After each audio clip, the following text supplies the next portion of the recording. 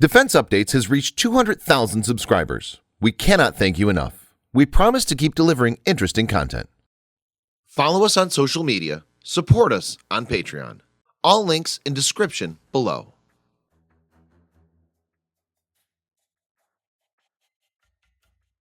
In an impassioned State of the Nation address before Russian lawmakers and other senior government officials, accompanied by video footage and computer-generated graphics, Russia's President Vladimir Putin has claimed his country is working on a host of new nuclear and other advanced weapons.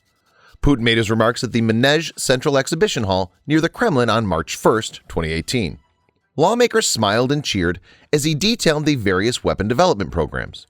These developments come at a time when there's already heightened tension between the Kremlin and the U.S. government over various arms control agreements. In this video, Defense Updates lists 5 deadly upcoming Russian offensive weapons Mr. Putin has announced. Let's get started. Number 5. The most eye-catching of the announcements is clearly the as-yet unnamed nuclear-powered cruise missile.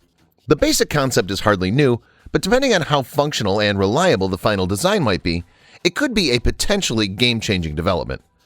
Though we don't know how the Russians plan to configure this missile, in the 1960s the U.S. Air Force explored a similar idea with the Supersonic Low-Altitude Missile, or SLAM. This weapon employed a nuclear-powered ramjet along with conventional rocket boosters to kickstart the system. Once at the appropriate speed, the engine would blow air over the reactor, which would have enough fuel to operate for weeks or months on end, and then force it out of an exhaust nozzle to produce thrust. In theory, this system allows for almost unlimited range. Number 4. The Russian president unveiled a nuclear hypersonic boost glide vehicle called a Vanguard, which he said would go on the future RS-26 Rubezh ICBM.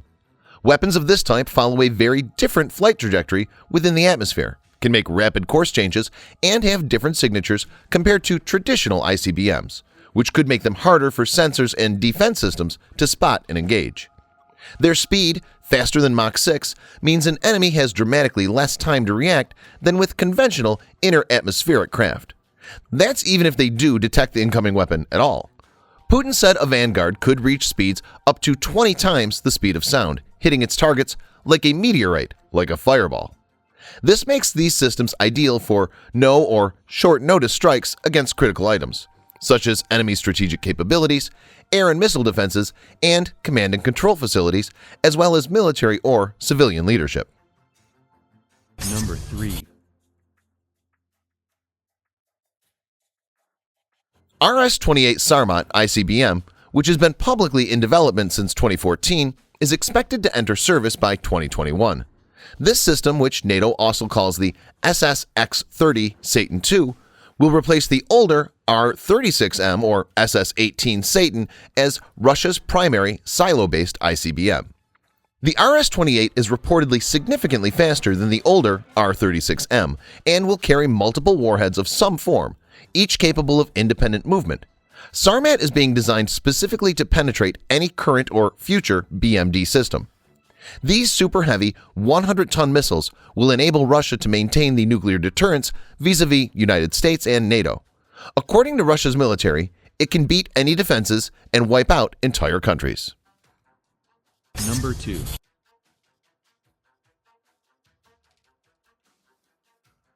Putin publicly announced that Russia has been working on a nuclear-armed, unmanned undersea vehicle.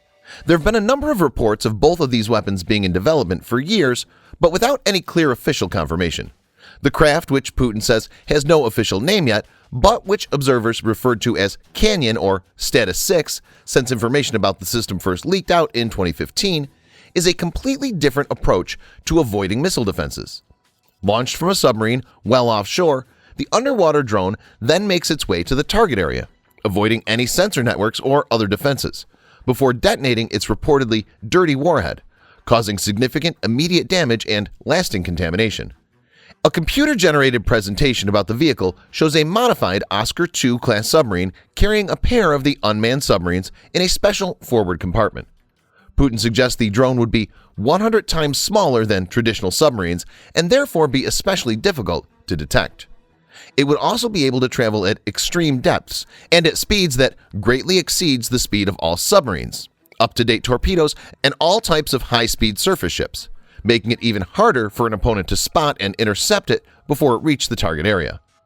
There is the suggestion that this unmanned undersea vehicle may have a nuclear power plant as well, which could conceivably allow submarine carrying it to launch it from almost anywhere in the world. The Russians appear to envision the system as a means of targeting task forces of surface warships. Number 1. The last missile system that Putin disclosed was the Kinzhal air-launched hypersonic missile, which a video showed a MiG-31 Foxhound interceptor carrying aloft and releasing. It's not clear whether or not that jet is the primary launch platform or if this system is nuclear capable. It reportedly has a range of approximately 1,250 miles and a top speed of more than 10 times the speed of sound. According to the Russian president, units in the country's southern military district, which borders Ukraine and the Black Sea, have deployed the missiles operationally. Russia has previously claimed it was working on a hypersonic anti-ship missile called Zircon, and computer-generated graphs during Putin's speech showed Kinzhal attacking surface warships, though it also reportedly has a land attack capability. It's unclear how the two weapons might be related, if at all, but Kinzhal could simply be an air-launched derivative of the sea-launched Zircon. In general, these type of weapons typically use a rocket motor to kickstart an air-breathing engine of some kind to push them to at least Mach 6, making them harder for existing land and space-based sensors to spot. Already capable of potentially making rapid course corrections and otherwise flying erratically, the weapon's speed could make it very difficult for most existing surface and airborne radars to track in order to cue an interceptor and other close-in defense system.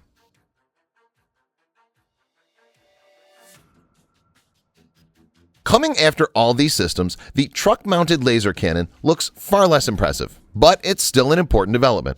As a point defense system, this directed energy weapon could be helpful for defeating various existing and emerging threats, particularly small drones. Putin said in his speech, "I want to tell all of those who have fueled the arms race over the last 15 years, sought to win unilateral advantages over Russia, introduced unlawful sanctions aimed to contain our country's development. All what you wanted to impede with your policies have already happened. You've failed to contain Russia." The unilateral advantages Putin was referring to is almost certainly the U.S. military's missile defense programs, which include deploying Aegis ashore ground-launched ballistic missile interceptor sites in Europe. The United States has repeatedly denied that any part of its ballistic missile defense shield presents a challenge to the deterrent capabilities of large nuclear powers such as Russia or China, and that they're instead focused on defeating against smaller actors such as North Korea and Iran. Thanks for watching. Subscribe for more videos like this. Hit the like button if you find the video interesting, and kindly provide your feedback in the comment section. This will help us improve.